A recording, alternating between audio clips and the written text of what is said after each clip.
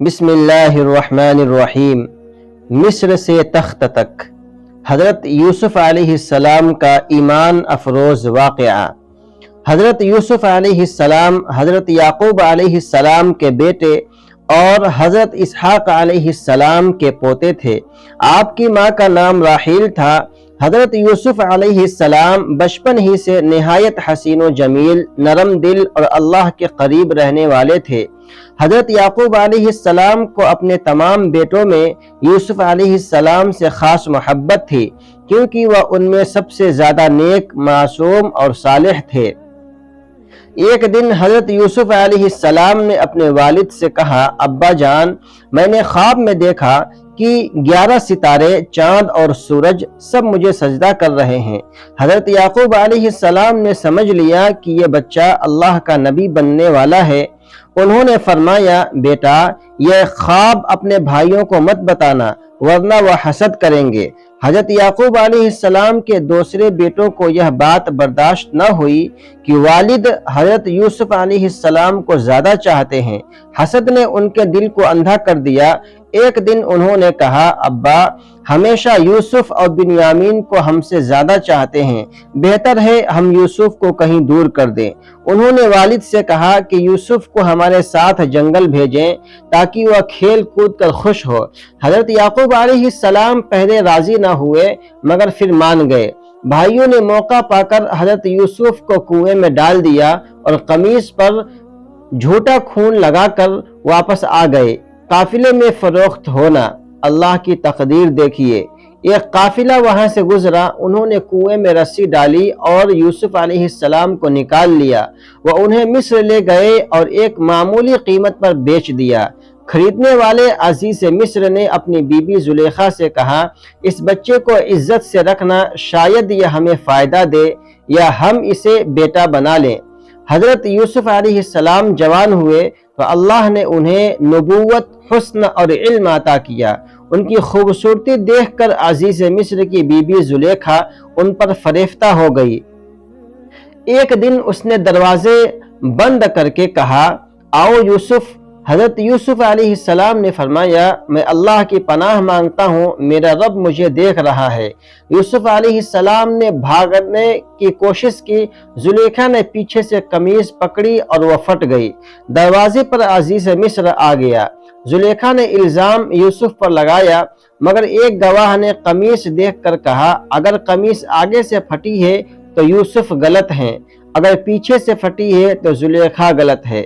قمیص پیچھے سے پھٹی تھی، یوسف بے گناہ ثابت ہوئے، مگر زلیخا نہ مانی۔ شہر کی عورتوں نے اس کا مذاق اڑایا تو اس نے انہیں دعوت دی۔ جب یوسف کمرے میں داخل ہوئے تو سب عورتیں ان کے حسن سے حیران رہ گئیں اور پھل کاٹتے کاٹتے اپنے زخمی کر لیے۔ وہ سب بولیں، یہ تو انسان نہیں، یہ تو کوئی فرشتہ ہے۔ زلیخا نے کہا، یہ ہے وہ جس پر میں فریفتہ ہوں، اگر یہ میری بات نہ مانے گا تو میں اسے قید کروا دوں گی۔ حضرت یوسف علیہ السلام نے دعا کی، اے اللہ، قید مجھے اس گناہ سے زیادہ بہتر ہے۔ حضرت یوسف علیہ السلام کو قید کر دیا گیا۔ قید خانے میں 2 قیدیوں نے خواب دیکھا۔ یوسف علیہ السلام نے ان کی تعبیر دی۔ پھر عزیز مصر نے ایک خواب دیکھا کہ 7 دبلی گائیں 7 موٹی گائیں کھا رہی ہیں اور 7 خشک بالیاں ہیں۔ کسی کو تعبیر نہ آئی۔ ایک قیدی نے یوسف کو یاد کیا اور انہیں یوسف علیہ السلام نے کہا، 7 سال تک کھیتی ہوگی، اناج بچا لو، پھر 7 سال قحط آئیں گے، اس کے بعد اللہ رحمت برسائے گا۔ یہ سن کر بادشاہ نے یوسف علیہ السلام کو قید سے رہا کر کے خزانے کا وزیر بنا دیا۔ قحط کے زمانے میں حضرت یعقوب علیہ السلام نے بیٹوں کو اناج لینے مصر بھیجا۔ یوسف نے انہیں پہچان لیا مگر اپنی شناخت نہ بتائی۔ انہوں نے کہا، اگلی بار اپنے چھوٹے بھائی کو ساتھ لانا۔ جب بنیامین آیا تو یوسف علیہ السلام نے ایک شال کے ذریعے اسے اپنے پاس روک لیا۔ باقی بھائی واپس گئے اور والد سے کہا کہ بنیامین بھی روک لیا گیا۔ حضرت یعقوب علیہ السلام نے صبر کیا اور فرمایا، میں صبر جمیل اختیار کرتا ہوں۔ حضرت یعقوب علیہ السلام بیٹے کی جدائی میں اتنے روئے کہ آنکھیں سفید ہو گئیں۔ جب بھائی دوبارہ آئے تو یوسف نے کہا، کیا تم نے میرے بھائی کے ساتھ وہی کیا جو میرے ساتھ کیا تھا؟ سب حیران رہ گئے۔ یوسف علیہ السلام نے اپنی پہچان ظاہر کی اور کہا آج تم پر کوئی الزام نہیں، اللہ تمہیں معاف کرے۔ انہوں نے قمیص بھیجا۔ حضرت یعقوب علیہ السلام کی آنکھیں پھر سے ٹھیک ہو گئیں۔ سب لوگ مصر آ گئے۔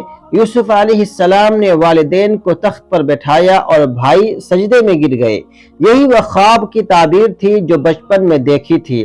امت کے لیے سبق: نمبر 1، حسد سے بچو، بھائیوں کا حسد انہیں گناہ کی طرف لے گیا۔ نمبر 2، صبر اور توکل، یعقوب اور یوسف علیہ السلام کا صبر ایمان کی اعلیٰ مثال ہے۔ نمبر 3، عفت اور پاک دامنی، یوسف علیہ السلام نے جوانی میں گناہ کے مقابلے میں قید کو پسند کیا۔ نمبر 4، اللہ کی تدبیر، جو لوگ اللہ پر بھروسہ کرتے ہیں اللہ انہیں عزت دیتا ہے۔ دوستو، اگر یہ ویڈیو آپ کو پسند آئی ہو تو آپ کا ایک لائک ہمارے لیے حوصلہ ہے۔